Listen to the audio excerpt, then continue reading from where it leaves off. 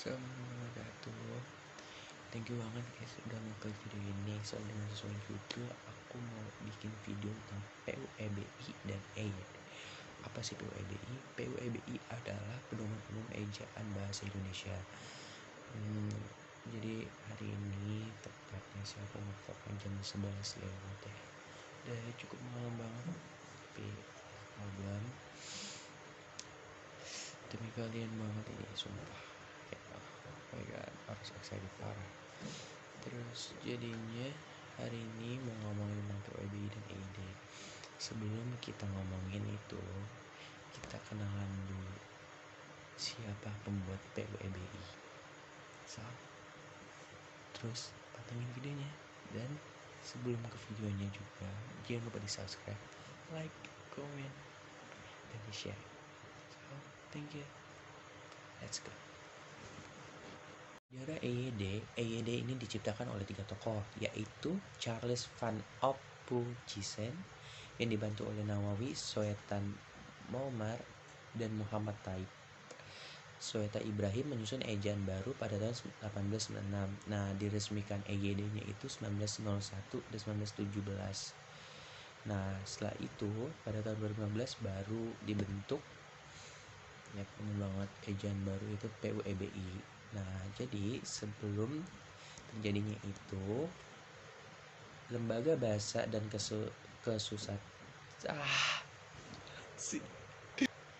Jadi sebelum EYD itu diresmikan, jadi itu sempat ada ejaan baru atau yang disebut juga LBK. Ejaan baru ini bertujuannya itu untuk melanjutkan dari usaha yang telah dirintis oleh panitia ejaan Malindo. Terus selanjutnya pada tanggal 12 Oktober 1972, Panitia Pengembangan Bahasa Indonesia Departemen Pendidikan dan Kebudayaan menerbitkan buku Pedoman Umum Ejaan Bahasa Indonesia yang disempurnakan atau EYD dengan penjelasan kaidah penggunaan yang lebih luas. Dan pada tanggal 27 Agustus 1975 memberlakukan Pedoman Umum Ejaan Bahasa Indonesia atau PUEBI dan Pedoman Umum Pembentukan Istilah, tetapi ini belum diresmikan banget nih, masih kayak simpang siur gitu.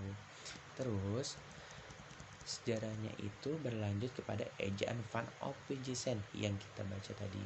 3 tokoh ini sangat benar-benar mempengaruhi EYD. Pada tahun 1901 beliau Charles dan Nawawi dan juga Muhammad Thaib, mereka merampungkan EYD dengan secara resmi gitu. Dan ejaan Sowandi adalah yang sebelumnya itu EYD juga disebut Sowandi. Jadi ejaan Sowandi adalah ketentuan ejaan dalam bahasa Indonesia yang berlaku sejak 17 Maret 1947. Ejaan ini kemudian juga disebut dengan nama ejaan Sowandi. Itu yaitu ejaan Van Ophuijsen yang mulai berlaku sejak tahun 1901. Beliau juga yang membuat ejaan yang disempurnakan itu. Terus kita sekarang ke pengertian dan artikel apa aja tentang PUEBI. Oke. Ini kan kita baca tentang sejarahnya dan lebih lengkapnya itu karena panjang banget. Jadi aku bakal munculin di sini ya. Oke. Sekarang kita ke pengertian PUEBI. Apa sih PUEBI? PUEBI adalah singkatan dari Pedoman Umum Ejaan Bahasa Indonesia, merupakan pengganti dari EYD yang selama ini sudah kita kenal sebelumnya. PUEBI harus menjadi hal yang tak bisa dipisahkan dari bagian penulisan kalian. Saatnya kita kenalan lebih dekat.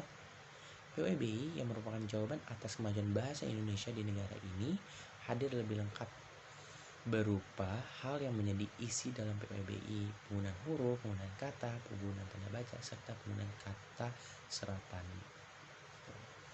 Dan banyak banget tokoh-tokoh yang ngomongin masalah PUEBI gitu loh. Dan kita bakalan nyari tahu juga pendapat mereka tentang PUEBI. Para ahli bahasa menurut Nasuca 2010 103, tanda baca yang ditemukan dalam bahasa tulis merupakan bagian dari kaidah ejaan dalam suatu bahasa. Sedangkan menurut Pak Arifin tahun 2008 halaman 194, ejaan adalah keseluruhan peraturan pelambangan bunyi, ujaran, pemisahan, dan penggabungan kata, penulisan kata, huruf, dan tanda baca. Kesimpulannya, ejaan merupakan kaidah yang harus dipatuhi oleh pemakai bahasa demi keseteruan dan keragaman bentuk, terutama dalam bahasa tulis. Keteraturan bentuk akan berimplikasi pada ketepatan dan kejelasan makna dari tulisan tersebut. Gitu. Terus kita bakalan ngomongin masalah perbedaan. Emang beda ya PWBI sama IED? Bedanya apa sih? Jangan di skip dulu, oke? Terus nonton aja dulu. Canda. Sorry. Kita sekarang ke perbedaan PWBI dan EYD. Emang iya ya? PWBI dan EYD itu berbeda. Kalau berbeda apa aja sih? Kita simak dulu. Jadi perbedaan kedua antara PWBI dengan EYD adalah terdapat tambahan divlog atau A atau tanda baca, aturan penulisan subbab pemakaian huruf yang tidak terdapat pada EYD adalah aturan tulisan huruf tebal. Dalam PWBI sendiri dijelaskan bahwa huruf tebal dipakai untuk menegaskan bagian tulisan yang sudah ditulis miring. Jadi kalau di EYD itu cuman ada istilah huruf yang ditulis miring itu diartikan kayak oh ini bagian yang penting gitu. Tapi sedangkan kalau di PWBI itu walaupun sudah miring itu harus ditambahkan ya benar-benar ketebalan dalam hurufnya itu sendiri, karena untuk menjelaskan dan lebih menegaskan kembali apa maksud dari penulisan atau kalimat tersebut itu maksudnya atau maknanya itu apa gitu. Itu fungsinya dari ketebalan dan garis miring atau tulisan miring tersebut gitu. Terus emang iya kalau mau nulis itu harus ada aturan ya, harus ada penjelasan ya biar lebih mudah dipahami? Apa penting banget? Jawabannya adalah iya, penting banget. Bahkan untuk walaupun itu suratnya non formal, kita wajib banget untuk memakai kata-kata yang sopan dan tanda baca dalam berbicara maupun penulisan, biar agar pendengarnya itu mudah memahami apa yang kita maksud gitu. Jadi aku bakalan ngasih tau ke kalian macam-macam menulis harus diatur dengan menggunakan ejaan. Tentu saja iya. Apa aja sih tulisan ejaan yang diatur tersebut? Antaranya adalah 1. Pemakaian abjad huruf vokal, huruf konsom, dan abjad. 2. Persukuan, yaitu pemisahan suku kata. Jadi sebenarnya kayak kata, satu kata misalkan kayak mangga itu harus ada kayak tanda baca, misalkan depannya itu ada tanda baca koma, berarti depannya itu ada kata sambung seperti dan, itu, dari itu. Yang ketiga, penulisan huruf besar. Dan ini juga penting ya bagi yang belum tahu, pemakaian huruf besar itu untuk nama para tokoh, nama orang, nama kota, nama provinsi itu pakai huruf besar. Terus untuk menyebut nama dan agama pun ada yang memakai huruf besar. Huruf besar itu menunjukkan untuk bertujuan memberikan rasa hormat kepada orang yang ditulis di dalam penulisan tersebut. Itu tujuan menulis huruf besar. Penulisan huruf miring yang tadi aku sebutin, penulisan huruf miring itu bertujuan untuk memberitahu para pembaca agar mengerti apa aja sih maknanya, dan biasanya ini adanya di EYD doang, tapi di PWB itu nggak ada, bahkan ada tetapi ditambahin tebal huruf biar pembacanya itu lebih mudah dan lebih paham apa yang ada makna dalam kalimat tersebut gitu. Yang kelima, penulisan kata dasar, kata ulang, kata berimbun, dan gabungan kata. Yang keenam, penulisan angka dan lambang bilangan. Nah, lambang dan angka bilangan ini juga penting banget untuk memakai tanda baca kayak titik, koma, titik vertikal, garis miring, buka kurung.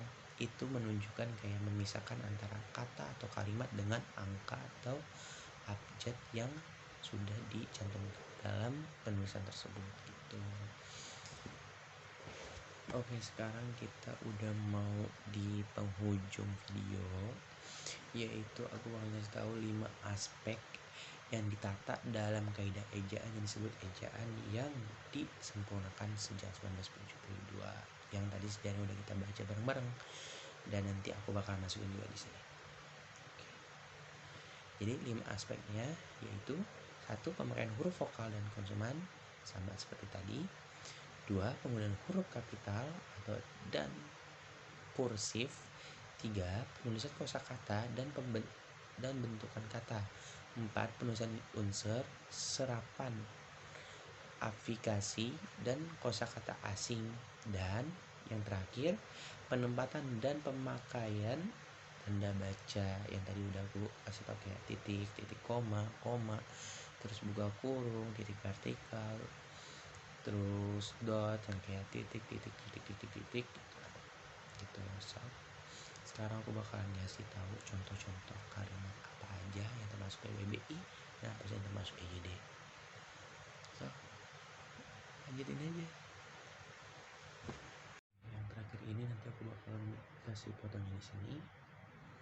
Ini yang PWBI, yang di sini bakalan tentang EGD dan bakal konsal dan vokal.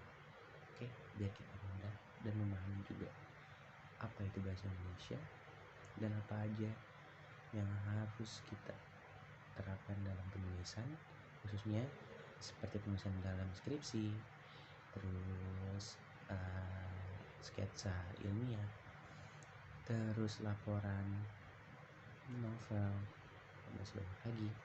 Contoh-contohnya penulisan dalam formal, di surat dinas, lamaran kerja, dan lain-lain. So, makasih udah nonton videonya.